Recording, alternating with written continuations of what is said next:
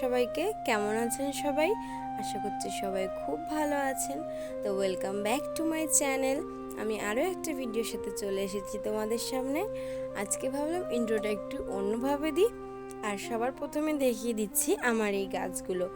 ভাবলাম তোমাদের সাথে আমার গাছের আপডেটটা দেওয়া যাক, যে আমার বাগানের গাছগুলো কেমন রয়েছে। তো সবার প্রথমে তোমাদের দেখিয়ে দিচ্ছি আমার মানি প্ল্যান্ট গাছটা। আর দেখো কি সুন্দর ছোট ছোট পাতা বেরিয়ে গেছে গাছটা দিয়ে। এই গাছটার নাম আমি জানি না, আর কিন্তু এই গাছটার মাটিতে আমি এখন সার দিয়েছি। সার হিসেবে আমি কখনোই কেনা সার ব্যবহার করি না। আর এখন এদিকে দেখো, এটা হচ্ছে স্পাইডার গাছ। এটা তো তোমরা আগের ভিডিওতেও নিশ্চয়ই দেখেছো, কিন্তু আরেকজন নতুন অতিথি এসেছে আমাদের গাছ বাগানে। সেটা হলো এই যে পর্তুলিকা। এই পর্তুলিকাটা এই ভাটটার মধ্যে বসিয়েছি। দেখো আমার সেই নীলকণ্ঠ গাছটা মনে আছে, বলেছিলাম যে জানি না কেন আমার পাতাগুলো সব শুকিয়ে যাচ্ছে, পড়ে যাচ্ছে। তো ওই ডালটা আমি একটুকুনি কাঁচি দিয়ে কেটে দিয়েছিলাম, আর তারপরে দেখো আবার কত সুন্দর ছোট ছোট পাতা বেরিয়ে গেছে। দুটো রয়েছে এখানে, দুটো গাছেই কত সুন্দর পাতা বেরিয়েছে। আর আস্তে আস্তে বড় হচ্ছে, এইটাকে আবার অন্য জায়গায় শিফট করতে হবে। আর তারপরে দেখো এটা হচ্ছে স্নেক প্ল্যান্ট। এটা একদমই ছোট্ট। এই টবটার মধ্যে লাগিয়েছি। এই টবগুলো আমি ফ্লিপকার্ট থেকে নিয়েছিলাম, খুবই সুন্দর ছোট ছোট বেশ টবগুলো। আর এর সাথে আরও জিনিস নিয়েছিলাম, তোমাদেরকে পরে দেখাবো।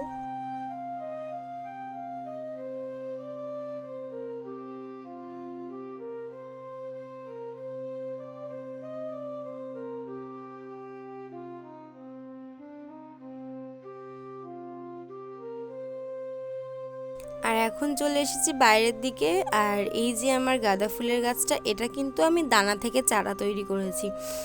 আর এইটাও আমি অনলাইন থেকে দানাগুলো আমি কিনেছিলাম। আর এই হাঁড়িটার মধ্যে বসিয়েছি, এটা হচ্ছে আরও একটা স্নেক প্ল্যান্ট গাছ। এটা একটু বড় ওই গাছটার থেকে।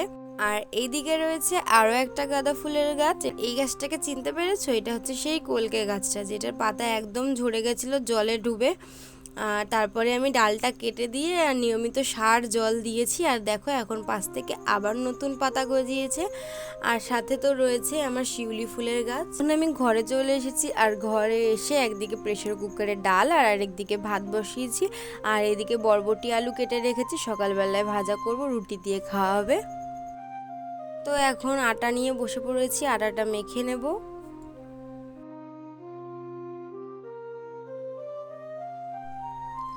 আমার এই যে আটা মাখা কমপ্লিট হয়ে গেছে, চলো এবার রুটিগুলো করে নিই। রুটিটা করা হয়ে গেছে। আর এখানে বেশি রুটি করিনি আজকে, কারণ বাবা নেই তো, বাড়িতে কাজে গেছে। তো আমি মা আর পুকুর রয়েছি, তো তিনজনের হিসেবে সেভাবে রুটি করেছি। তো এখন চলো রুটিটা খেয়ে নিই। দেখো রুটি নিয়েছি আর বরবটি আলু ভাজা, আর এটা সকালে কিছুটা আলু মাখা করেছিলাম, তো ওইটা আমার রুটি দিয়ে খেতে ভালো লাগে।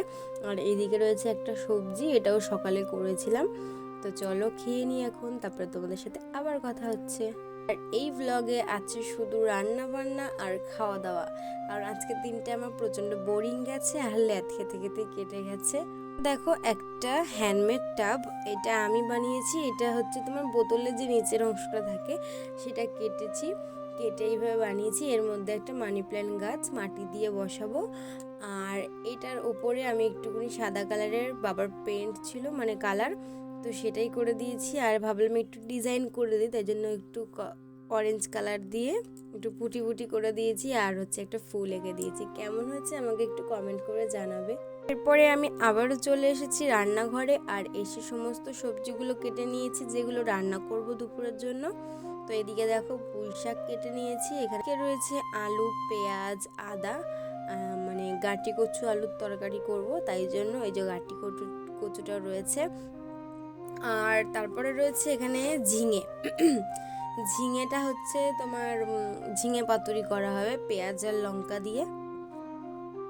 তো কথা বলতে বলতে আমি এখন রান্নাটাও বসিয়ে দিয়েছি। আর এই দেখো সবার প্রথমে ঝিঙে পাতুরিটা বসিয়েছি। ঝিঙে পাতুরিটা সেরকম কিছু না, ওই কি বলো তো, খালি ঝিঙেগুলোকে একটু বড় বড় করে কাটতে হয়, আর পেঁয়াজ লঙ্কা আর একটু মিষ্টি মিষ্টি হয়। আর এদিকে পুঁই শাকটা ধুয়ে বেছে রেখে দিয়েছি, আর এরপরে পুঁই শাকটা বসিয়ে দেবো। তো এখন পুঁই শাকের তরকারিটা বসিয়ে দিয়েছি। আর এরপরে গাঁটি কচু করেছিলাম, ভয়েস ওভারটা তো আমি পরে দিচ্ছি, কিন্তু গাঁটি কচুর তরকারিটা তোমাদের সাথে আর শেয়ার করা হয়নি। তো রান্নাবান্না শেষ হয়ে গেছে আর এখন আমি ঘরে এসে বসেছি, একটু কার্টুন দেখছি। আমার মতন কে এখনও কার্টুন দেখতে পছন্দ করো এত বড় হয়েও? আর তোমাদের ফেভারিট কার্টুন কি আমাকে অবশ্যই কমেন্ট করে জানাবে। আমার তো ডোরেমন।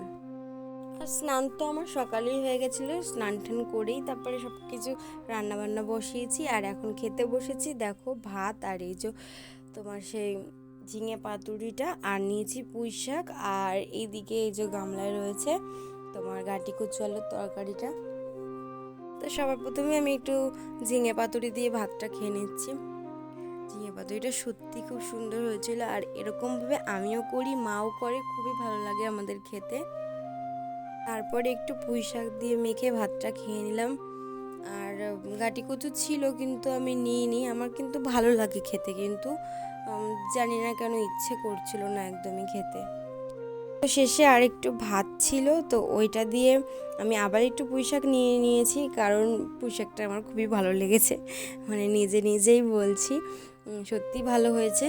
তো এটা দিয়ে এখন ভাতটা খেয়ে নিই, চলো তারপরে তোমাদের সাথে আবার কথা হচ্ছে পরে।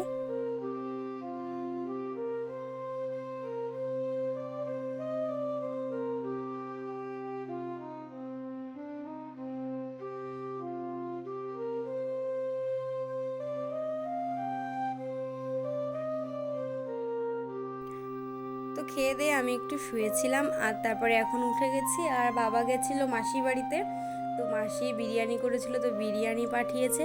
মানে মাসি বাড়িতে গেলে পরে বাবার হাতে কিছু না কিছু পাঠিয়ে দেবেই, যা রান্না করবে তাই পাঠিয়ে দেবে। আর বিরিয়ানিটা সত্যি বলতে খুবই টেস্টি হয়েছিল, মানে দোকানের মতন হয়েছিল, কিন্তু অতটা স্মেল নেই, খুব ভালো লাগছিল। তো চলো এখন বিরিয়ানিটা খেয়ে নিই।